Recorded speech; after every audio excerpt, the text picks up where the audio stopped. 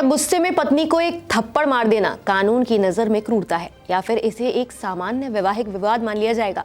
अगर पत्नी आत्महत्या कर ले तो क्या पति की कोई जिम्मेदारी होगी? इन्हीं सवालों पर गुजरात हाईकोर्ट ने एक ऐसा फैसला सुनाया है जिसने घरेलू हिंसा और वैवाहिक कानूनों पर नई बहस छेड़ दी है।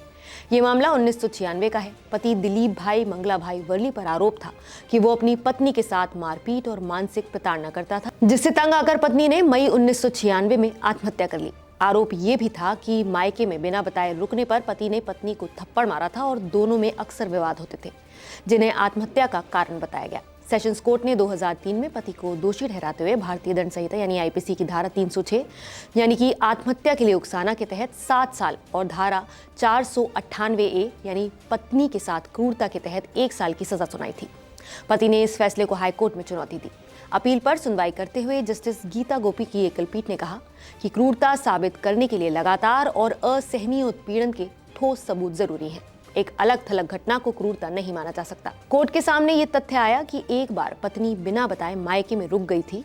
इस पर पति ने गुस्से में थप्पड़ मारा था। अभियोजन पक्ष इस घटना को क्रूरता और आत्महत्या का कारण बता रहा था, लेकिन अदालत ने पाया कि लगातार मारपीट के कोई सबूत नहीं थे, कोई मेडिकल रिकॉर्ड नहीं था, पहले की शिकायतें या फिर पुलिस रिपोर्ट नहीं थी।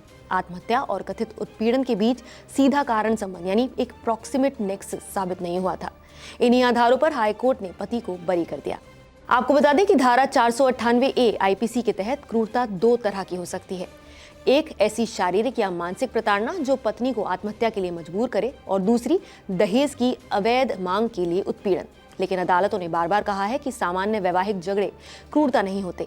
1-2 अलग घटनाएं पर्याप्त नहीं, बल्कि लगातार और गंभीर उत्पीड़न का पैटर्न होना चाहिए। वहीं धारा 306 यानी आत्महत्या के लिए उकसाना के आरोप में ये साबित करना जरूरी है कि आरोपी ने जानबूझकर उकसाया हो, आरोपी की हरकत और आत्महत्या के बीच सीधा और निकट संबंध हो। कोर्ट ने ये स्पष्ट किया है कि एक थप्पड़ और आत्महत्या के बीच ऐसा कोई सीधा संबंध स्थापित नहीं किया गया। ये फैसला कानून के हिसाब से बताता है कि सिर्फ आरोप नहीं बल्कि पक्के सबूत होने जरूरी हैं। लेकिन समाज के नजरिए से अगर देखें तो ये एक बड़ा सवाल खड़ा करता है कि क्या घर में होने वाली छोटी छोटी मारपीट को सामान्य मान लिया जाए या फिर किसी भी तरह की हाथ उठाने की घटना को गंभीर मान लेना चाहिए। अदालत ने कहा कि क्रूरता वही मानी जाएगी जब लगातार और गंभीर उत्पीड़न साबित हो, लेकिन समाज को सोचना होगा कि क्या शादी जैसे रिश्ते में किसी भी तरह की हिंसा स्वीकार की जा सकती है। फिलहाल आप इस फैसले पर क्या कहना चाहेंगे, हमें कमेंट करके अपनी राय जरूर बताइए। नमस्कार, मैं हूं मानक गुप्ता।